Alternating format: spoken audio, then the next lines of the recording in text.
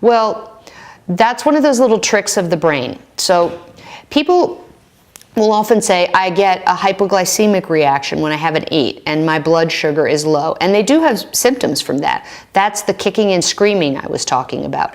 But let's just pretend that the brat in your brain is just like the brat in your grocery cart when you go to the checkout. So if you come up and there's all that candy that sits there in the aisle and your child is sitting there and starts screaming, I want it, I want it, I want it.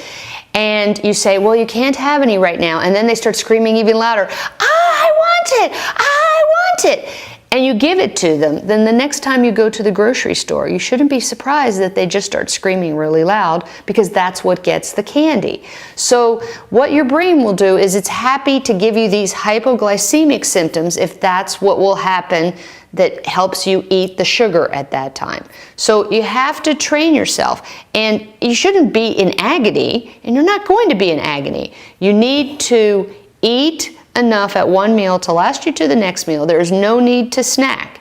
And one of the reasons there's no need to snack is, guess what? In all your muscle cells and in your liver, there's a whole little supply of sugar. There's snacks everywhere. It's called glycogen. It's the sugar form of storage in animals. And we have enough so that if we needed to run away from a tiger, so instead of eat food, we didn't want to be food, that little emergency snack is enough to fuel your body for any emergency. And you have it on board too, unless you're ultra high level of training, and probably you're not watching this video if you're like that. So if you have some fat stores that you want to lose, you probably got snack stores that are in your liver and in your muscle cells right now. But your brain doesn't want those, because those don't taste like candy. It wants you to eat the candy or the pick-me-up and make you feel better, make you feel like you deserved it. It gives you that good feeling.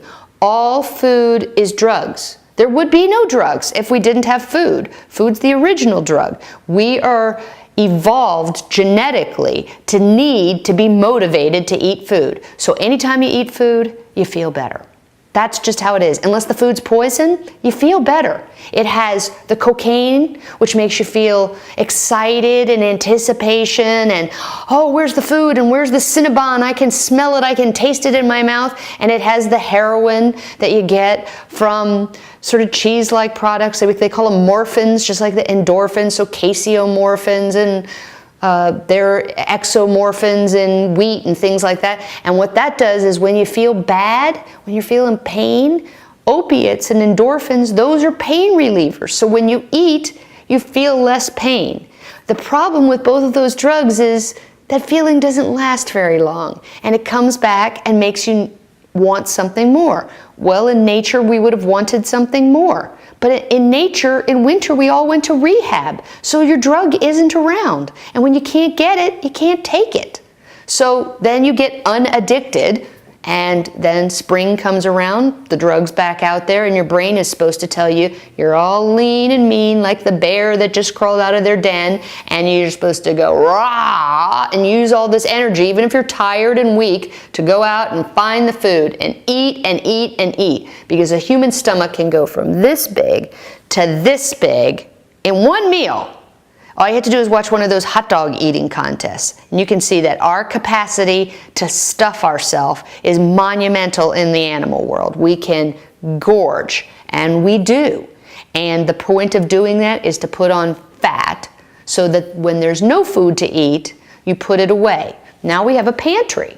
So we take all the canned goods and we put them up on the shelf. And now we have drive-throughs. So you just drive through and you give somebody some money and they give you your pantry that you would have stored on yourself. But you now store that on yourself and then go out and keep adding to it. So we're putting on extra fat because we're in fat accumulating mode. So people come to me all the time.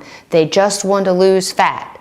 And I say, yes, but isn't what you really mean is you just want to look good? You want to have a nice figure? Because if that's what you want, what you need to do is stop accumulating fat, because your normal weight regulating mechanism will do that. And it will give you more of a figure like that instead of a figure like that, because those hormones pack on that fat in a way that it doesn't look very good either. So you also can manipulate your hormones with how you do that. And so if you're female, you want this. And if you're male, you want this. Nobody wants a big belly sticking out all over and sort of flabbiness. And that's hormonal.